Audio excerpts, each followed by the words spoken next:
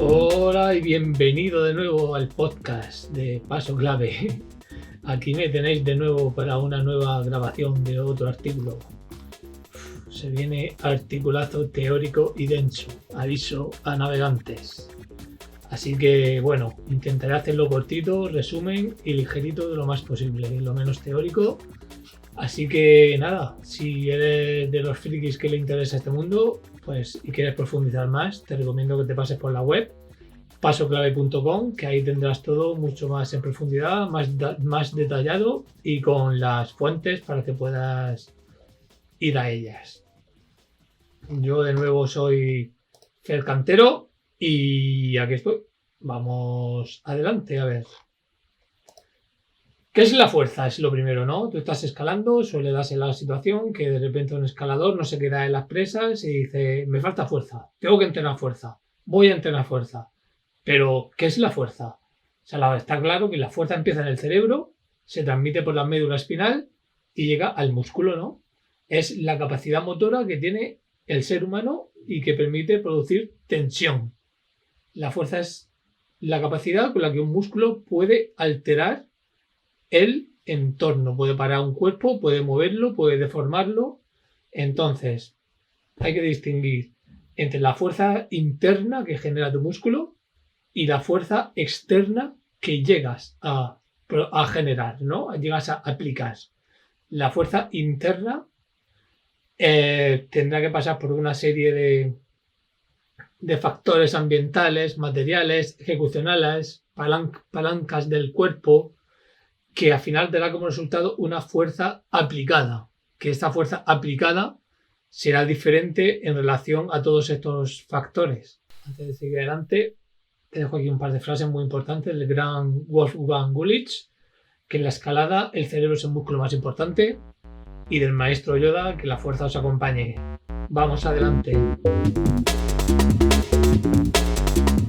modo de generar fuerza incluye diferentes factores, que son factores estructurales, que vienen a ser como la composición de los músculos, su tamaño, la densidad de los tendones, su rigidez.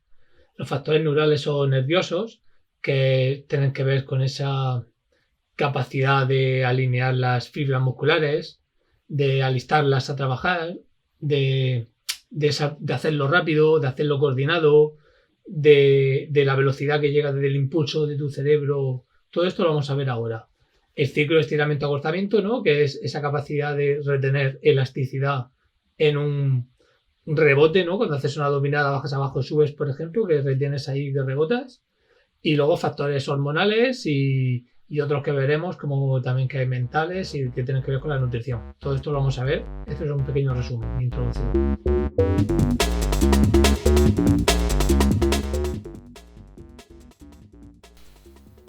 Bueno, la magia del podcasting, que me estaba quedando sin batería en el portátil y he tenido que cortar y volver.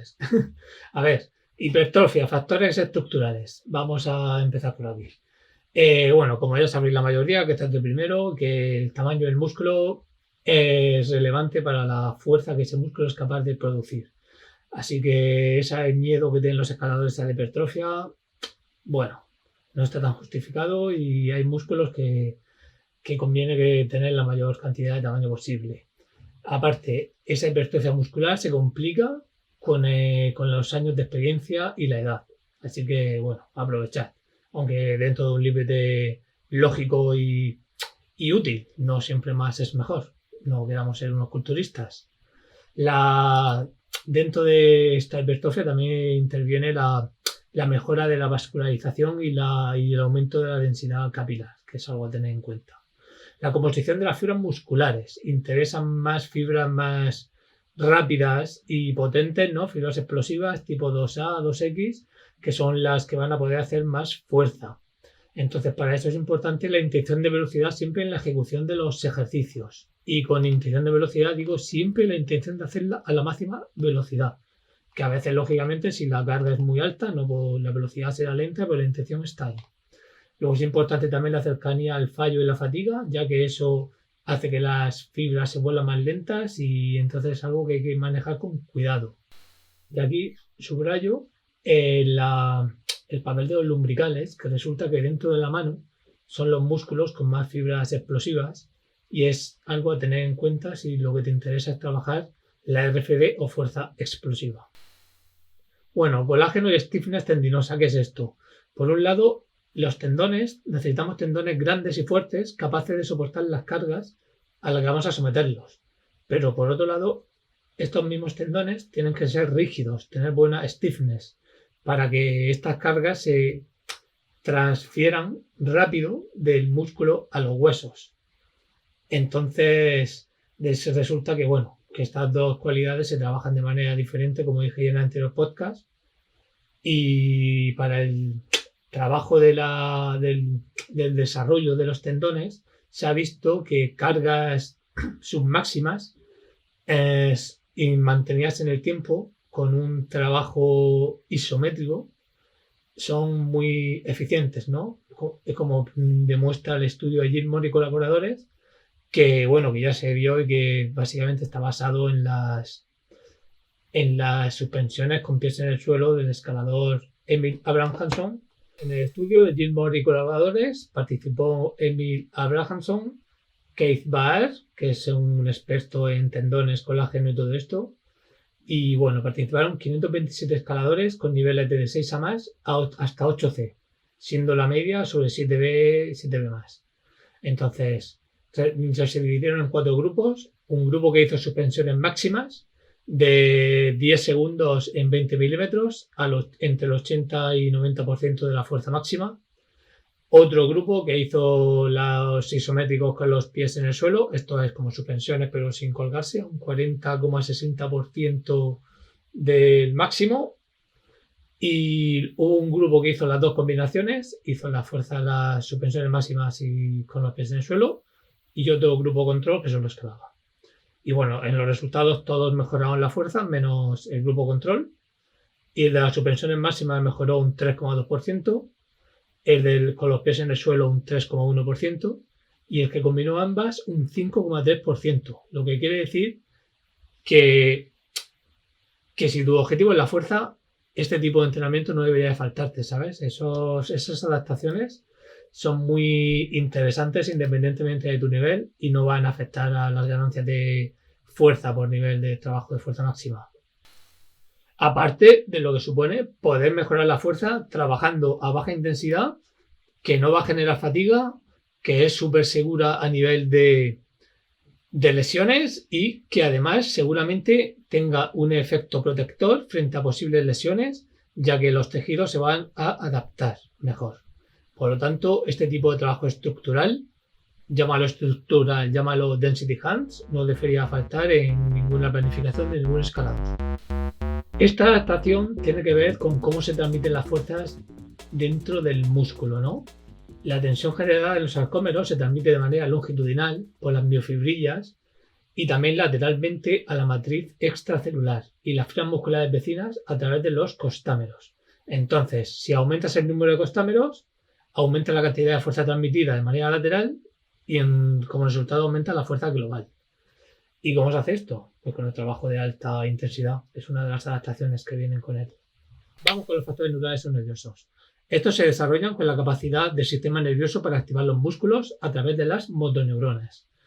Entonces, son adaptaciones que llegan muy rápidas, mucho antes que las estructurales, y algunas están desarrolladas con la mayor activación de los músculos agonistas, quiero decir, los músculos protagonistas de la acción, y mejora de la coordinación intramuscular, que dentro del músculo las unidades motoras se reclutan con más coordinación y de manera más eficiente, necesitando una frecuencia menor de estímulo, y luego la mejora de la coordinación intermuscular.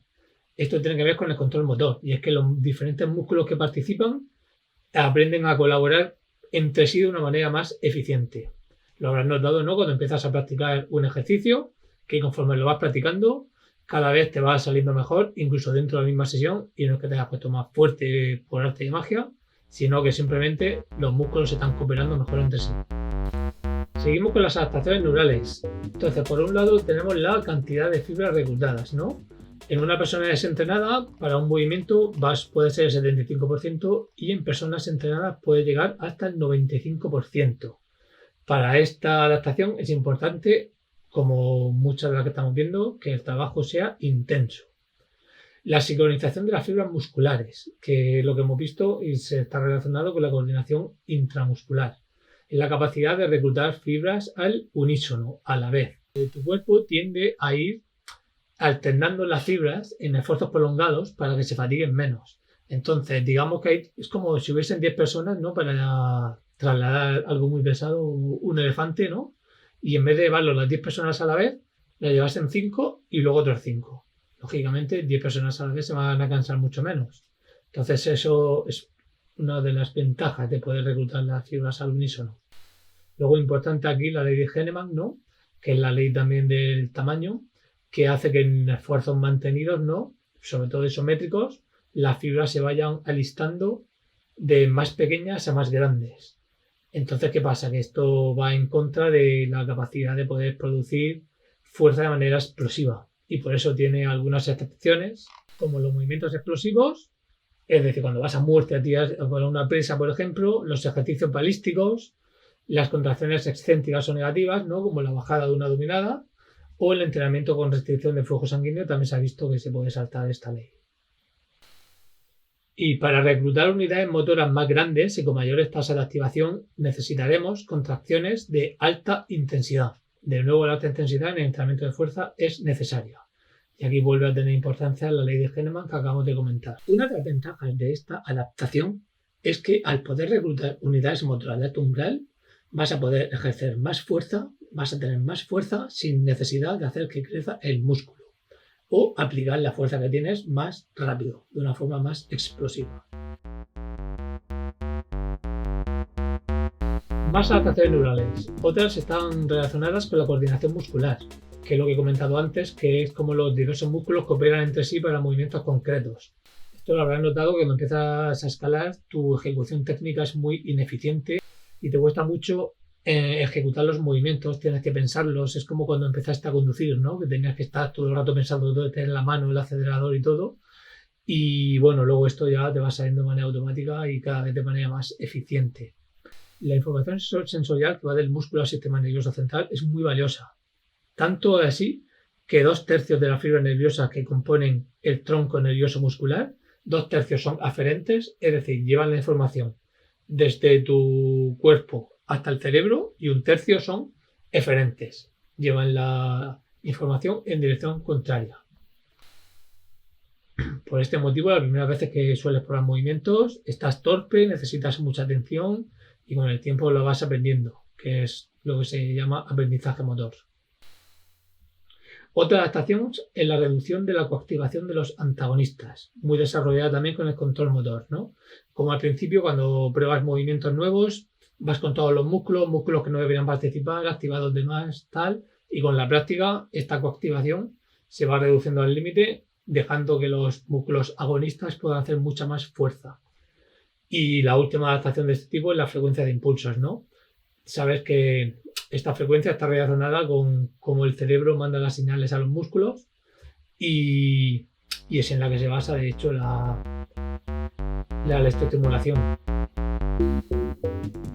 Bueno, vamos con la tensión activa y pasiva.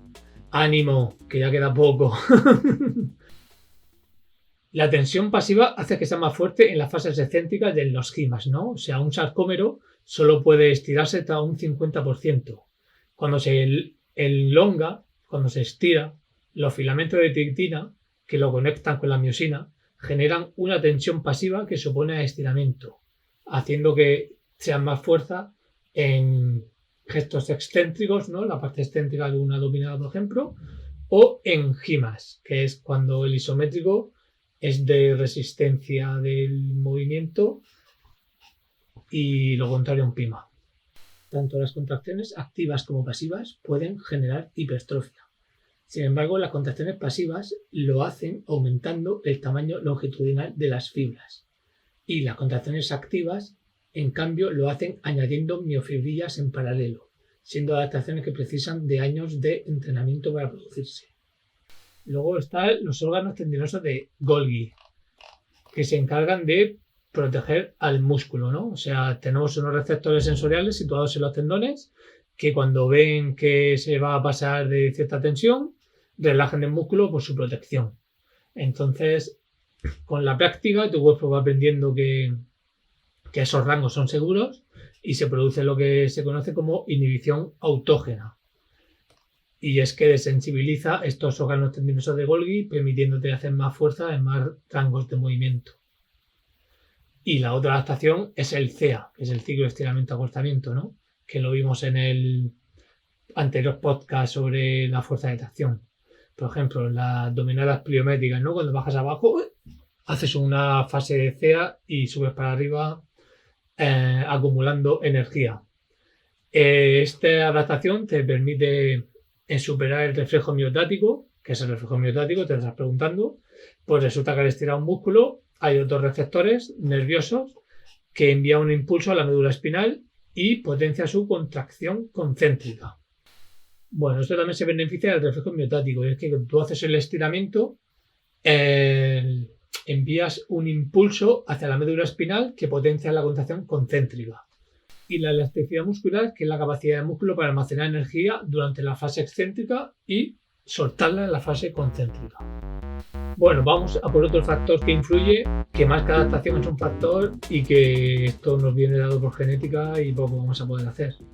Y son las palancas corporales. O sea, como sabéis, los músculos tiran de los huesos a través de los tendones y así pues mueve el cuerpo. Y según el tamaño de estos huesos y la situación de las diferentes articulaciones, las palancas pueden ser más o menos ventajosas. Es como, imagínate que tú quieres cerrar una puerta y la empujas desde la parte más cercana a las bisagras o desde la parte más lejana. Según se empujas desde un lado o desde el otro, necesitarás hacer más o menos fuerza. Pues eso sucede con el cuerpo humano. Entonces, la mayoría de las palancas de nuestro cuerpo son de tipo más desventajoso, que lo malo es que nos permite hacer menos fuerza, pero estas palancas tienen como ventaja que se puede hacer la fuerza más rápida, o sea, ejercer más potencia y a la vez tener más rango de movimiento. Los flexores de los dedos son los músculos que más afectan tu escalada y estos pasan por diferentes articulaciones como la muñeca, el codo, los dedos. Todo esto hace que si tú tienes el codo flexionado o la muñeca hiperextendida, puedas ejercer más fuerza. De ahí que cuando arqueas se tiende a hiperextender la muñeca para hacer más fuerza en esta posición. De ahí que cuando estás muy cansado tendemos a hacer las alitas de pollo y los codos hacia arriba, que es señal de que los flexores se han fatigado y buscamos el mismo efecto con otros músculos. O escaladores más altos, ¿no? Que aunque el peso sea igual, tienen palancas más largas, por lo que su centro de gravedad está más separado de la pared, los hombros tienen que hacer más trabajo para mover las articulaciones y desde el punto de vista de la física, tener piernas largas también es una desventaja, entonces cuanto más alto no siempre es una ventaja, como se ve en mucha gente. Desde este punto de vista, se podría decir que la técnica es el uso de la mejor posición para conseguir unas palancas más eficientes durante la escalada. Y bueno, pues aquí influyen lo como te he comentado. La diferencia de los dedos, si son más largos o menos largos, si los tendones se insertan en una parte más distal o proximal y todo eso. Pero bueno, con esto poco podemos hacer.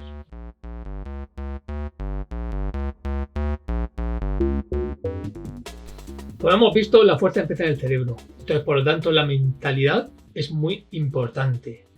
Destaca la autoeficacia, que es sentirte capaz de tener éxito en una tarea. La autoconfianza, que es la confianza en ti mismo y en tus capacidades. Y la motivación. Lo de la motivación seguro que has notado, que cuando vas a muerte en un proyecto das mucho más que seguramente entrenando un día cualquiera. Los factores hormonales también son muy importantes. Hay hormonas anabólicas que promueven tu recuperación en la síntesis de proteínas y hormonas catabólicas como el cortisol o la progesterona que hacen lo contrario y que consumen, degradan estas proteínas. Las hormonas intervienen en la creación de proteínas contráctiles y también en la capacidad de usar ciertos sustratos energéticos como las grasas. Y todo esto va a afectar tu capacidad de generar fuerza.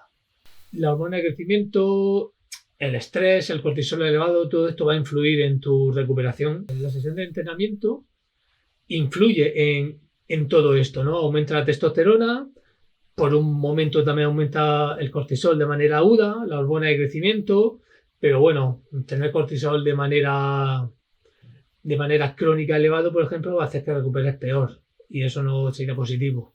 Alteraciones relacionadas con el ciclo menstrual femenino, pues habrá momentos más ventajosos y momentos menos ventajosos. Y luego es muy importante también la nutrición, ¿no? Tener cubiertos los nutrientes, los macronutrientes necesarios y que no te falten energía es muy importante para conseguir adaptaciones de fuerza. Si tu cuerpo está preocupado por sobrevivir por falta de calorías, no va a preocuparse en general estas adaptaciones que estamos viendo para que seas más fuerte. Bueno, también tienes que tener en cuenta la especificidad del entrenamiento, ¿no? Eso es clave para tener una fuerza útil, ¿no? ¿Qué es la especificidad? Pues se relaciona con el continuo fuerza-resistencia, ¿no? Por ejemplo, el número de repeticiones, la intensidad, el volumen, todo esto en los ejercicios tiene que estar relacionado con tus objetivos, con dónde pretendas transferir la fuerza. Y también la correspondencia dinámica, ¿no? Que los ejercicios se parezcan en el rango de movimiento, en las regiones acentuadas de producción de fuerza, en la dinámica del esfuerzo, en el ritmo, en el momento de producción máxima de fuerza. Todo esto es importante. No se trata de entrenar la fuerza sin más. Se trata de entrenar una fuerza para que nos sea útil escalando. Bueno, y te estás preguntando, joder, Fer, tío, vaya rollazo me acabas de soltar. ¿Qué hago yo con toda esta información? Pues vamos a intentar sacar algo útil de aquí. Como has visto, las adaptaciones se dan a un ritmo muy diferente, ¿no? Todas. Algunas suceden en una semana, otras suceden en un mes, ¿no? En una semana vamos a tener, por ejemplo, adaptaciones neurales. En un mes vas a empezar a ver algunas hipertróficas y las adaptaciones más estructurales de giros y todo esto, pues tendrás que pasar más tiempo seguramente. Entonces, algunos consejos para trabajar la fuerza.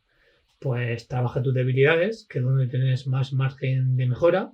Ya has visto todos los caminos que hay para trabajar la fuerza, entonces busca en cuáles tienen más opción de mejora, ¿no? Si vienes, por ejemplo, trabajando mucho la vía neural, igual te puede beneficiar trabajar las adaptaciones estructurales o viceversa. O si nunca has dedicado un trabajo al stiffness tendinoso, igual te hace falta. Luego la especificidad que acabo de soltar también es súper importante para conseguir una fuerza útil. Y repito, buscamos una fuerza eficiente y útil que sirva para escalar. No, si tu objetivo es la escalada, no buscamos la fuerza por sí. Que es verdad que puede interesar hacer ciclos en los que se busque una fuerza muscular que luego transmitamos al gesto deportivo en un ciclo siguiente. Eso puede darse y habría que estudiarlo. Muy importante, como llevo diciendo todo el tiempo, la intensidad en el entrenamiento y el foco. Cuando entrenes fuerza, entrena fuerza. Tienes que darlo todo. Tienes que tener la máxima intención de velocidad y de esfuerzo y el máximo foco. No vale estar haciendo el ejercicio con una mano y con la otra mirando el móvil, con la cabeza, hablando con el vecino y tal. Eso no va a ser un entrenamiento de fuerza útil. Y también es importante tener en cuenta la edad, ya que ciertas adaptaciones de este tipo, sobre todo las hipertróficas, van costando más con más edad. Y bueno, antes de pasar al resumen, si has llegado hasta aquí, debes ser un friki de entrenamiento, así que te recomiendo visitar la página web pasoclave.com, donde tienes, además de este artículo mucho más desarrollado, muchos otros, y también puedes acceder a mi servicio de entrenamiento personalizado, así que si te gusta el mundo del entrenamiento no puede faltar. Y vamos con el resumen un poquito de lo que acabamos de ver. La fuerza puede darse por muchos caminos diferentes, muchas adaptaciones diferentes, ¿no? Entonces, todas se dan a ritmos, cada una a su ritmo. Una sucede muy rápido, casi de un día a otro, ¿no? Cuando empiezas a escalar, o empiezas a entrenar, ves que mejoras la fuerza entre una sesión y otra casi, que esto con el tiempo ya se va ralentizando. Y otra más lenta, por ejemplo, cuando hablamos de las hipertróficas. La coordinación también es rápida, ¿no? Las adaptaciones neurales y tal son bastante rápidas, la coordinación intra e intermuscular, Ya has visto que cuando aprendes un ejercicio nuevo o un bloque nuevo, un movimiento, le vas ganando si no tienes otro límite relacionado con que no te quedes de las presas o así, pues le vas ganando el gesto muy rápido. Incluso puede ser que un bloque que al principio parezca imposible, con la práctica, pues te salga en una sola sesión.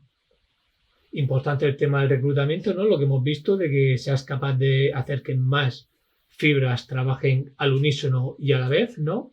Va a hacer que si trabajan al unísono más fibras, vas a poder producir más fuerza en vez de si se están alternando, y si trabajan más rápido vas a hacer la fuerza más rápida, más explosiva.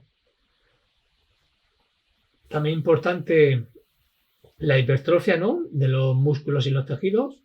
La fuerza está muy desarrollada con el tamaño de los músculos, y el tamaño de los tendones te va a ayudar a tener una mayor salud deportiva, una mayor vida deportiva más longeva, y aunque es beneficioso tener unos tendones más rígidos, una mayor rigidez, ¿no? Una mayor stiffness, también es importante que estos tendones sean grandes.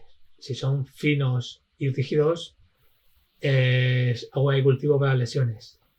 Importante que el entrenamiento que hagas tenga transferencia a tus objetivos de escalada, si es lo que pretendes, y recuerda entrenar las debilidades, que siempre cuesta, porque a todos nos gusta sentirnos fuertes, pero aquello en lo que sea más débil seguramente sea en lo que más vas a mejorar. Y recuerda que te todas las referencias en el artículo en la web. Así que nada, pues hasta aquí el rollazo que te acabo de soltar. Espero que te haya parecido interesante. Yo seguiré intentando mejorar, a ver si el próximo artículo no es tan denso. Sé que algunos preguntaréis, hostia, ¿y este podcast que sale con voces raras así de vez en cuando, qué es? Y es que los podcasts antiguos los estoy haciendo con inteligencia artificial porque no me da la vida para hacerlo yo todos, y creo que esto puede ser un buen equilibrio, hacer yo los artículos nuevos y los artículos antiguos para hacerlos así de momento. Es lo que hay, y bueno, pues un saludo a todos y que la fuerza os acompañe.